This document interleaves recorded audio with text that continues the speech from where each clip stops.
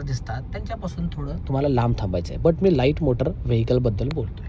कुणी म्हणाल number plate, कुणी म्हणाल तो लोगो एस म्हणाल, कुणाचं काय ऐकू नका. लक्षात ठेवा, टायर फिक्स पोझिशन असते प्रत्येक गाडीची. कारण माझ्या गैरहजेरीमध्ये काय होईल मी हा विचार करत असतो, समजलं का तुम्हाला?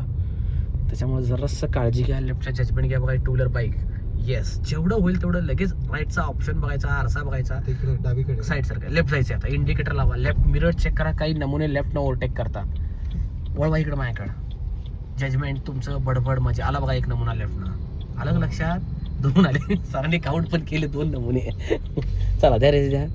येस लर्निंग मित्रांनो, नेहमी कोणतंही वळण घेताना त्या साईडचा आरसा नेहमी पहा, कारण काही जण लेफ्टनं ओव्हरटेक करतात. आता हे राईटचं वळण आहे, मग राईटच्या आरशात पण तुम्हाला एक नजर, पुढे एक नजर तुम्हाला घ्यायची. चला रेस द्या. हे ॲटोमॅटिक गाडी चालवताना बऱ्यापैकी म्हणजे सोपं असतं सर. याला काय गिअर काढ घाल झंझट नसतं. आणि मलाही गाईड करायला काय प्रश्न पडतो, काय सांगावं आता. अर्धी गाडी पुढे घ्या. येस आता वळवा.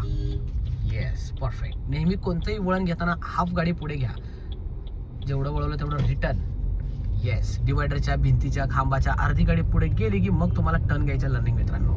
अजून थोडं राईट घ्या आमदार.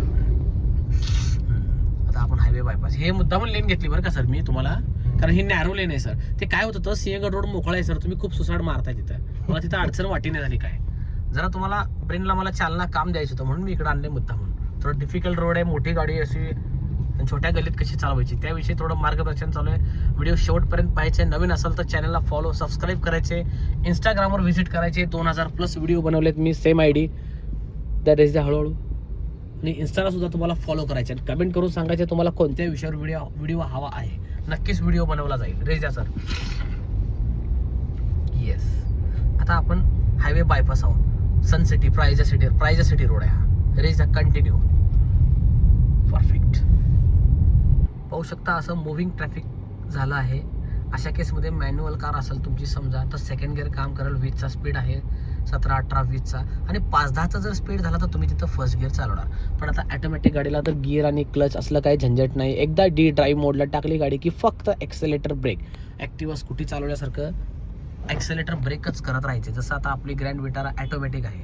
पर्सनल ट्रेनिंग चालू आहे स्टुडंटच्या कारवर. समोरच्या गाडीचा पाठीमागचा टायर दिसायचा बंद झाला की आपली कार थांबली पाहिजे. लर्निंग मित्रांनो लक्षात ठेवा, 2 गाडीमधील डिस्टन्स सांगतोय. मोठ्या गाड्यांचे टायर दिसतात त्यांच्यापासून थोडं तुम्हाला लांब थांबायचं आहे. बट मी लाईट मोटर व्हेकलबद्दल बोलतोय. कुणी म्हणाल नंबर प्लेट, कुणी म्हणाल तो लोगो एस म्हणाल, कुणाचं काय ऐकू नका. लक्षात ठेवा, टायर फिक्स पोझिशन असते प्रत्येक गाडीची. नंबर प्लेट गाड्यांच्या मॉडेलनुसार वर खाली जातात.